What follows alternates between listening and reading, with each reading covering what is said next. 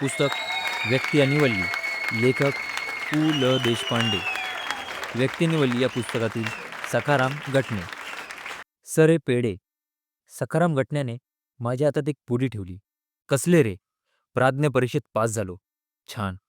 प्राज्ञ परीक्षेची पातळी झटकन माझ्या लक्षात आली. किती पर्सेंट मार्क मिळाले?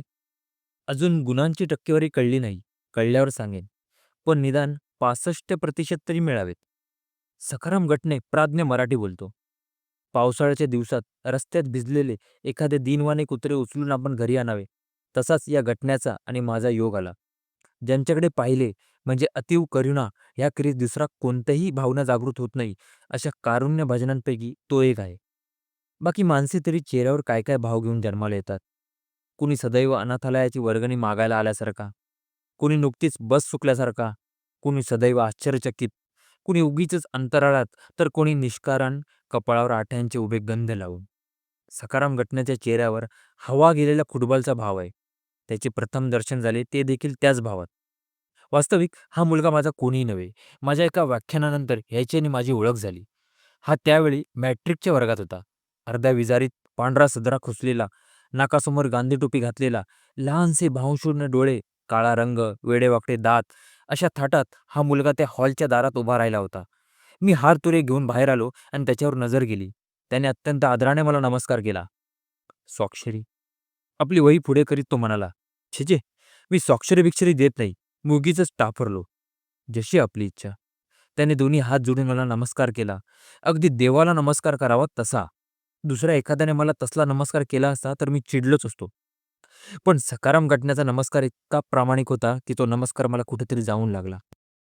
स्वाक्षरी नाकारण्याचा हा काही माझा पहिला प्रसंग नव्हता. वास्तविक मी स्वाक्षरी नेहमीच नाकारतो असेही नाही. पण कधीकधी छोट्या-छोट्या पोरांपुढे उगीचच शिष्टपणा करायची हुक्की येते. स्वाक्षरी देण्यात अर्थ नाहीये खरे, पण न देण्यातही काही खास अर्थ आहे असे नाही. सखाराम गटने कोपऱ्यात उभा होता. तेवढ्यात संस्थेचे चिटणीस एक मोठे रजिस्टर घेऊन माझ्यापुढे आले. संस्थेला भेट देणाऱ्या सर्व थोरामोठ्यांच्या यात आम्ही सह्या घेतो. पुण्यातल्या पुण्यात असून आपल्या भेटीचा योग असा आजच येतोय. मी ते रजिस्टर चाळू लागलो. तऱ्हेतऱ्हेच्या लोकांनी संस्था पाहून संतोष व्यक्त केला होता. मी देखील असंतोष व्यक्त करावा असे काहीच घडले नव्हते. त्यामुळे 2-4 ओळीत संतोष व्यक्त केला. त्यानंतर कार्यकारी मंडळाच्या सभासदांबरोबर चहापान म्हणजेच ग्लुको बिस्किट, चिवडा आणि केळी झाले. सभासदांचा माफक विनोदही सहन करीत होतो. पण खिडकीबाहेर आपली वही घेऊन उभा असलेल्या सखाराम गटने मला उगीचच अस्वस्थ करायला लागला होता. अगदी अनिमिष दृष्टीने तो आत पाहत होता. त्या इमारतीच्या लांबलचक व्हरांड्यात एका कोपऱ्यात उभा असलेला तो 4.5 फूट उंचीचा जीव एखादी केरसुणी ठेवावी तसा राहिला होता. त्या मुलाकडे आता पाहायचे नाही असे 10-12 वेळा ठरवले, पण दृष्टी सारखी तिथे वळत होती. काही वेळाने त्या मुलाचे तिथे तसे उभे राहणे मला असह्य झाले आणि मी चिटणीसांना त्यांना बोलावून घ्यायला सांगितले. "कुणाला? सख्याला?" चिटणीस आश्चर्याने म्हणाले. "मला त्याचं नाव ठाऊक नाही, पण तो तिथे उभा आहे ना तो. सख्याच तो." "अरे गटण्या!" इतक्या लांबून देखील सखाराम गटण्याचे दचकणे मला दिसू लागले. इतक्या जोरात तो दचकला. एखाद्या अपराधासारखा तो माझ्यासमोर उभा राहिला. "काय नाव तुझं बाळ?" मी आवाजात जमेल तितका मऊपणा आणत विचारले. "सखाराम अप्पाजी गटणे." "अक्षर झकास आहे बरं का याचं. आमच्या व्याख्यानमालेच्या जाहिराती, बोर्ड हाच लिहितो. वडिलांचं साईन बोर्ड पेंटरचं दुकानच आहे, आप्पा बळवंत चौकात." "अरे, तुझं अक्षर इतकं झकाश आहे, मग स्वाक्षऱ्या कशाला गोळा करतोस?" यात काही खास मोठ्याने हसण्यासारखे नव्हते, पण मॅनेजिंग कमिटीचे सर्व सभासद हसले. "कोणाकोणाच्या सह्या गोळा केल्यास बघू?" "मी फक्त साहित्यिकांच्याच स्वाक्षऱ्या घेतो." स्वाक्षऱ्यांचे पुस्तक माझ्या हाती देत सखाराम गटने म्हणाला. मी त्याचे स्वाक्षऱ्यांचे पुस्तक चाळू लागलो. प्रत्येक साहित्यिकाच्या लेखनातून एक एक वाक्य निवडून काढून गटानाने त्याखाली त्या साहित्यिकाची सही घेतली होती. मी शेवटले माझे पान उघडले. तिथल्या वाक्याखाली सही नव्हती. "हे वाक्य कोणाचे आहे?" "आपल्याच एका नाटकातलं आहे." सखाराम गटने आदरपूर्वक म्हणाला. संदर्भ सोडून काढलेले ते माझे वाक्य वाचताना माझी मलाच दया आली. "हे वाक्य का निवडलेस तू बाळ?" "हे वाक्य मला आपलं जीवनविषयक सूत्र वाटतं." बापरे! मी मनात म्हणालो, त्या 4-4.5 फुटी उंचीच्या दीनदुबळ्या देहातून जीवनविषयक सूत्र वगैरे शब्दांची अपेक्षा नव्हती.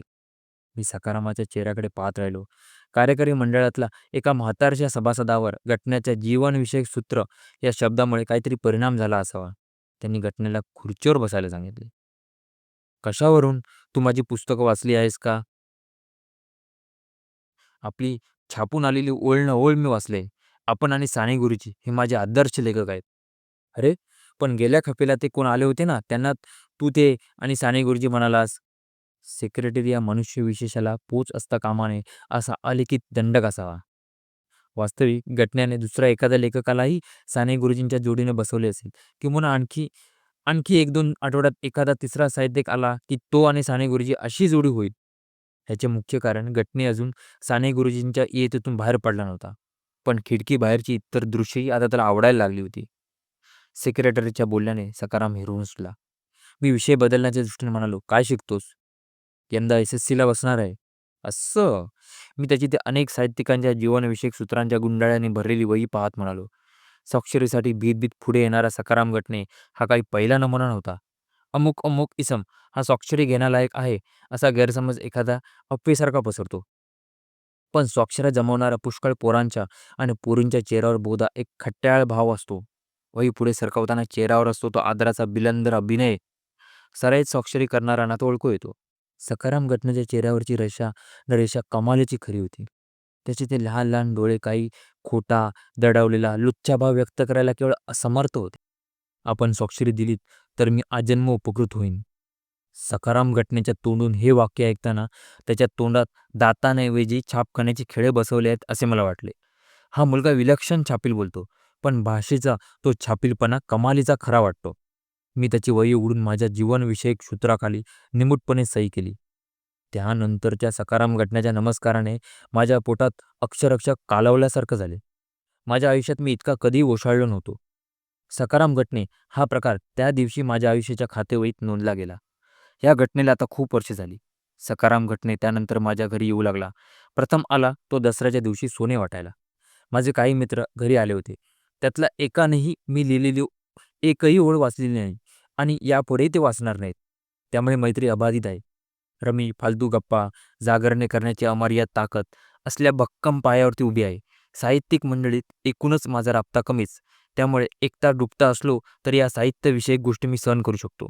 पण माझ्या या खास मित्रांच्या अड्ड्यात मला माझा वाचकच काय, पण प्रकाशक देखील नको वाटतो. सखाराम गटने आत आला आणि त्याने अत्यंत आदराने माझ्या पायाला हात लावून नमस्कार करून मला दसऱ्याचे सोने दिले. माझे वाह्यात मित्र हे दृश्य पाहत होते. आपण मला कदाचित ओळखलं नसेल. "भावा, ओळखलं की. मागे एकदा व्याख्यानाला होता तुम्ही." "अरे, हे सूर्याने काजव्याचे स्मरण ठेवण्यासारखे आहे." घटनेने सरावाप्रमाणे लेखी वाक्य टाकले. आता या मुलाला काय करावे ते कळेना. बरे, मुद्दाम सोने द्यायला घरी आलेला, त्याला कब्बर चहा तरी द्यायला हवा होता. घटनेच्या चेहऱ्यावरच्या भक्तिभावाने मी हैराण झालो होतो. मला आपल्याला काही प्रश्न विचारायचे होते. आपण पुन्हा केव्हा तरी भेटूया चालेल का? केव्हा येऊ? आपल्या प्रतिभा साधनेच्या वेळा सोडून कोणत्याही वेळा सांगा. मला त्याला ओरडून सांगावेसे वाटले. मुला, अरे माणसासारखा बोल रे. तुझ्या जिभेला छापील वळण कुठल्या गाढवाने लावले? प्रतिभा साधण्याची कसली आली डोंबलाची वेळ? पण यातले काहीही मी म्हटले नाही. घटण्याच्या डोळ्यात 56 सशांची व्याकुळता साठली होती. बोलताना त्याचे डोळे असे काही होत, त्याच्या कपाळावरच्या आणि गळ्याच्या शिरा अशा काही विचित्रपणे ताणल्या जात, की असल्या आविर्भावात त्या मुलाने एखाद्याला शिव्या दिल्या तरी देखील त्या घेणाऱ्याला ह्या देणाऱ्याची दया आली असती. इथे तर त्याच्या जिभेवर साक्षात सरस्वतीने मराठी भाषेचा क्लास उघडला होता. हे पहा, पुढल्या आठवड्यात एखाद्या संध्याकाळी या.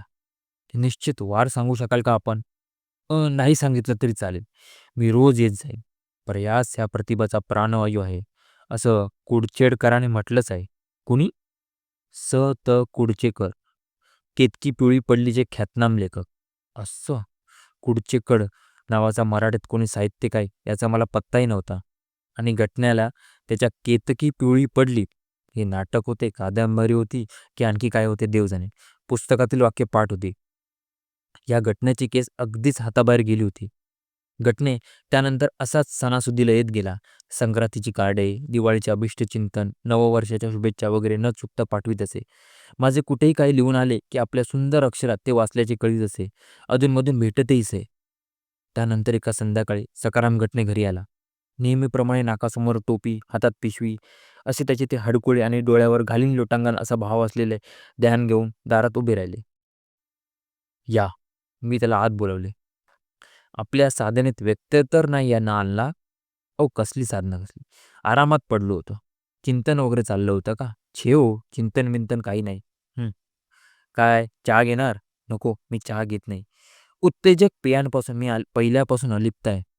ह्या मुलाच्या मेंदूत पाण्याचे फवारे सोडून त्यातून ही सारी साहित्यिक शब्दांची जळमटे धुवून काढता आली, तर किती बरं, अशा विचारात मी पडलो.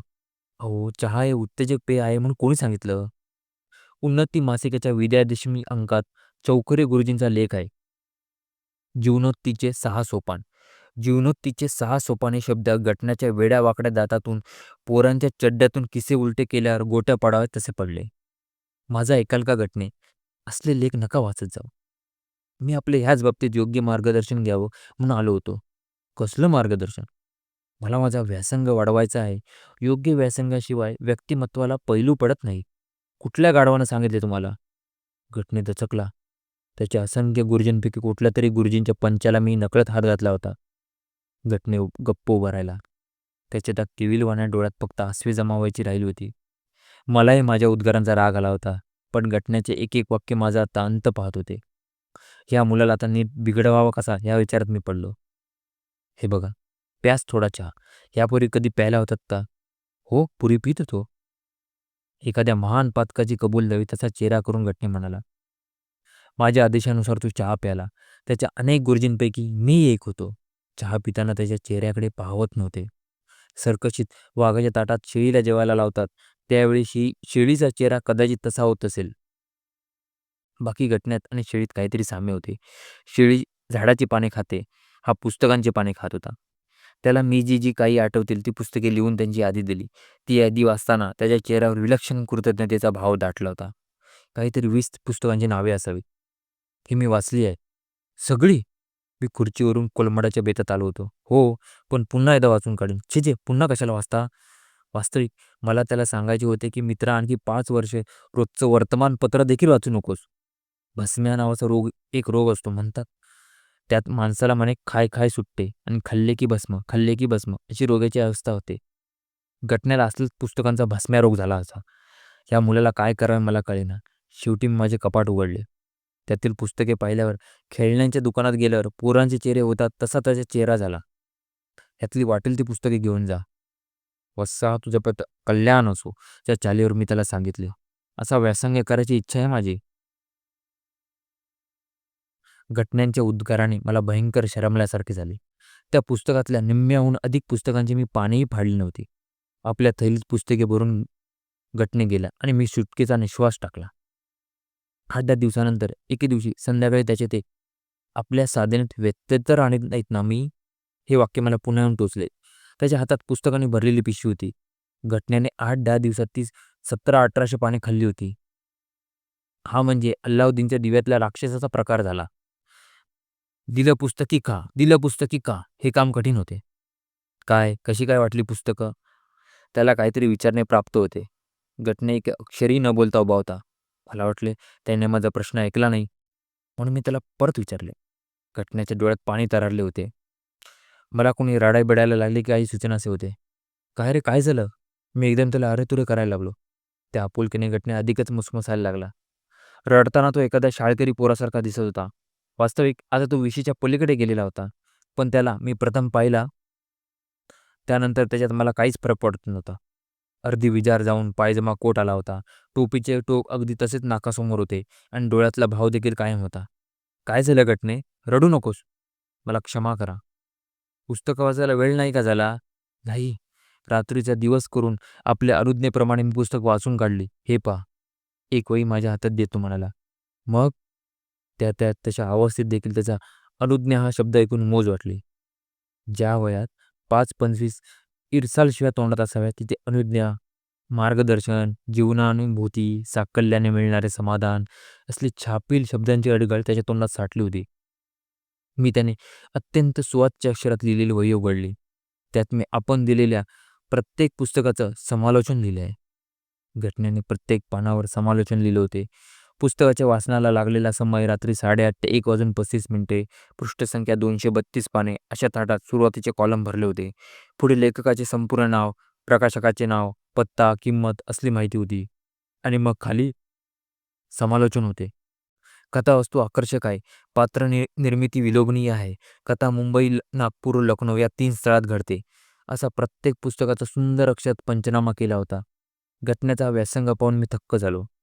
शब्द तर डबक्यावर शेवाळ्या माजावे तसे माजले होते. नेत्रदीपक काय, आल्हाद काय, मनाची प्रगाढ खोली काय, छे! पोट साफ करायच्या औषधासारखे तोंडातले शब्द साफ करणारे एखादे औषध का नाही निघत, या विचाराने मी पडलो. शेवटी काहीतरी बोलायचे म्हणून म्हटले, "वाह! खूप बारकाईने अभ्यास चालवला आहेस." माझ्या जीवनातल्या वाङ्मयीन कालखंडातलं हे शेवटलं प्रकरण आहे.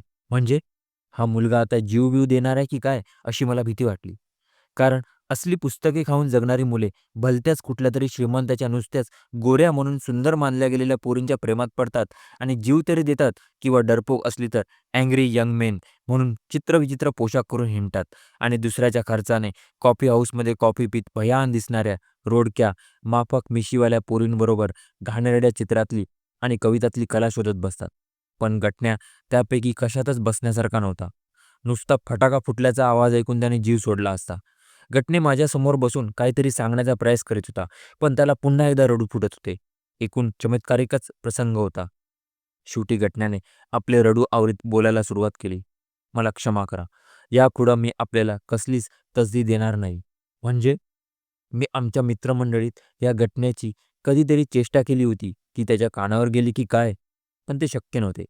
आमचे मित्र आणि घटने यांचा संबंधच येणे संभवत नव्हते. एक पोलीस प्रॉसिक्युटर, एक मोटारीचे स्पेअर पार्ट विकणारा, कोणी फायनान्स, कोणी इन्शुरन्स एजंट, तर कोणी मिलिटरीतला कप्तान.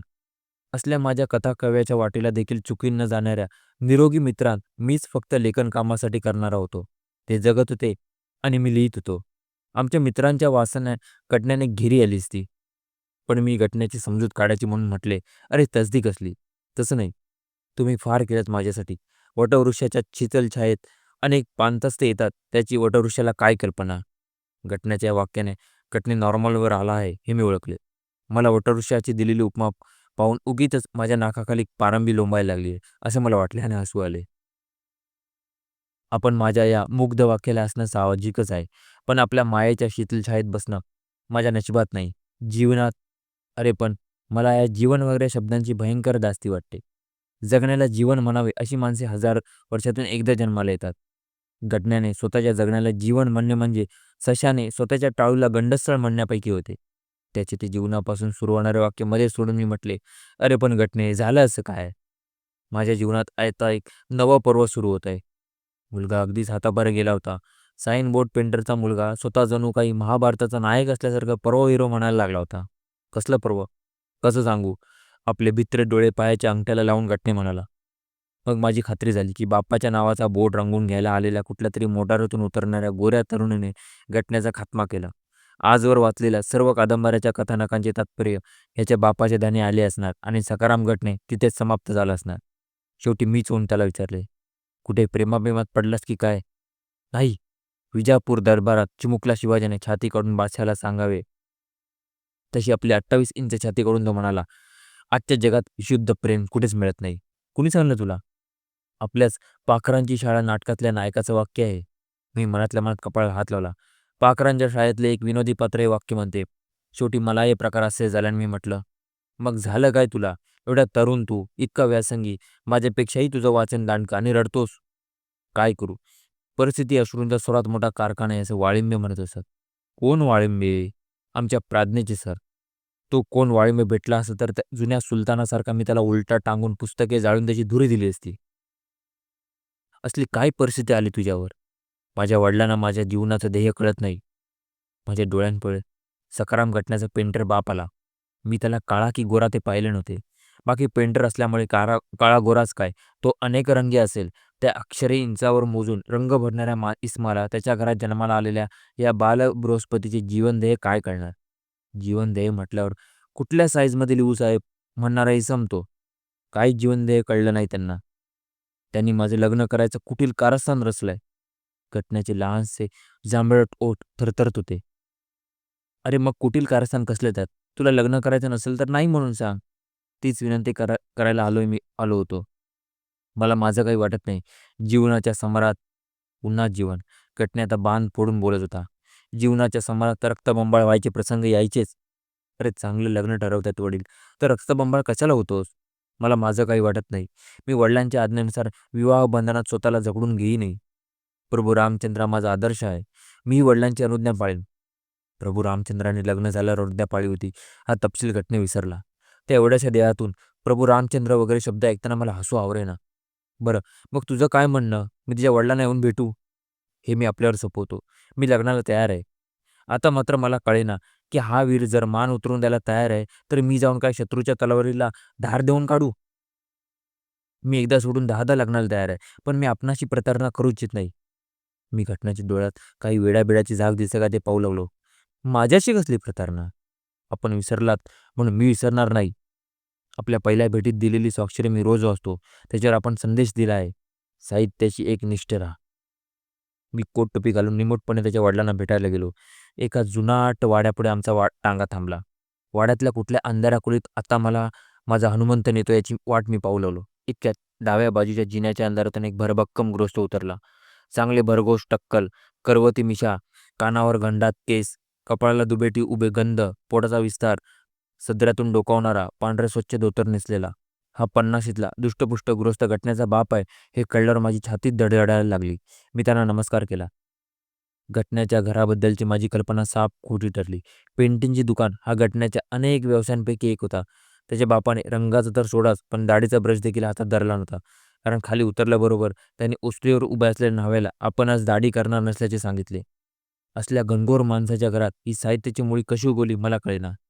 या साहेब, घटनाच्या बापाने माझे रुंद आवाजात स्वागत केले. सगळ्या आत जाऊन चहा सांग. बिळात उंदीर शिरावत असा सख्या हात पिळावा. अर्ध्या तासाच्या मुलाखतीनंतर पुण्यात घटनांच्या 6 इमारती आहेत ही माहिती मिळाली.